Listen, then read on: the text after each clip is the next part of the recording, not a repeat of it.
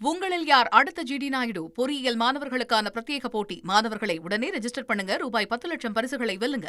திருவள்ளூர் மாவட்டம் பொன்னேரி அடுத்த பஞ்சட்டி துணை மின் நிலையத்தில் ஆய்வு மேற்கொண்ட தமிழ்நாடு மின்வாரிய தலைவர் ராதாகிருஷ்ணன் செய்தியாளர்களை சந்திச்சார். அந்த காட்சிகளையும் தற்போது பார்க்கலாம். அண்மை காலங்கள் இன்னைக்கு பார்த்திருப்பீங்க. இந்த பொதுமக்களுக்கே ஒரு அச்சம் என்னன்னாக்க, வெயில் அதிகமா இருந்து 3 நாள் முன்னாடி 5014 மெகாவாட் தமிழ்நாட்டில் அந்த சென்னையில மட்டும் அந்த மின்சாரம் கன்சியூம் ஆயிருக்கு. அந்த ஒரு பர்டிகுலர் 10:30 மணி அளவுல, 10:30 11 மணி அளவுல.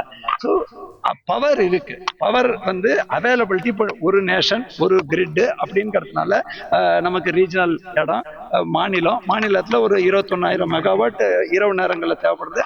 அதற்கு தேவையான பவர் இருக்கு. அப்படி இருக்கும்போது என்ன பிரச்சனைன்னு பல பேர் கேட்குறாங்க.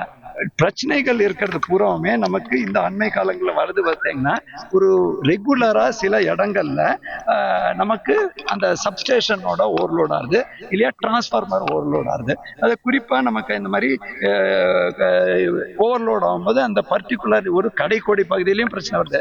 அதே மாதிரி சில இடங்கள்ல ஒரு குறிப்பாக நான் சொல்வேன், வியாசர்பாடி எம்கேபி நகர், ஜிகேஎம் காலையில் அண்மையில் பிரச்சனை வந்தது, பூம்பார் நகர். அது மட்டும் இல்லாமல் நம்ம அம்பத்தூர் புதூர் ஏரியாவில் வந்தது, அரும்பாக்கத்தில் ஒரு நாளைக்கு அப்படி பிரச்சனை வந்தது, இன்னொரு மடிப்பாக்கம்ல தொடர்ந்து 2 நாள் பிரச்சனை வந்தது.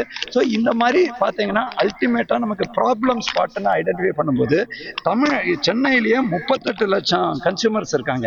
எல்லா கன்சியூமர்ஸ்க்கும் இந்த பிரச்சனை இல்லை. ஆனால் இந்த ப்ராப்ளம் ஸ்பாட் இருக்கக்கூடாது. அதே மாதிரி முட்டுக்காடு, ஈசிஆர் அந்த பகுதியில் அந்த ப்ராப்ளம் ஸ்பாட் ஏரியாஸில் நமக்கு டிஸ்ட்ரிபியூஷனில் சேலஞ்சஸ் வருது.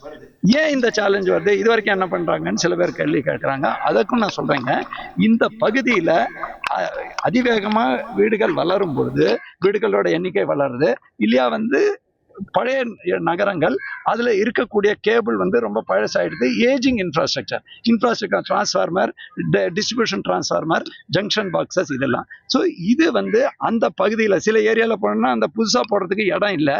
அந்த மாதிரி சிலது பல திட்டங்கள் முடியும் தருவாயில் இருக்கு, அந்த ஏரியாவில் பண்ணோம்.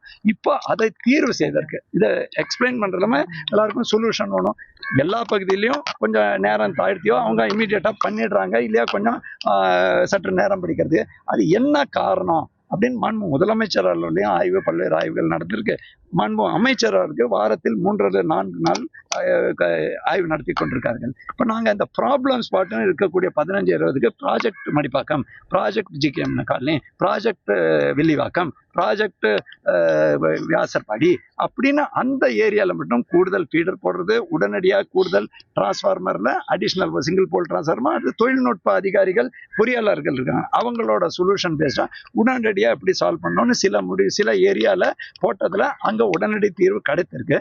உங்களில் யார் அடுத்த ஜிடி நாயுடு பொறியியல் மாணவர்களுக்கான பிரத்யேக போட்டி. மாணவர்களை உடனே ரெஜிஸ்டர் பண்ணுங்க. ரூபாய் 10 லட்சம் பரிசுகளை வெல்லுங்க.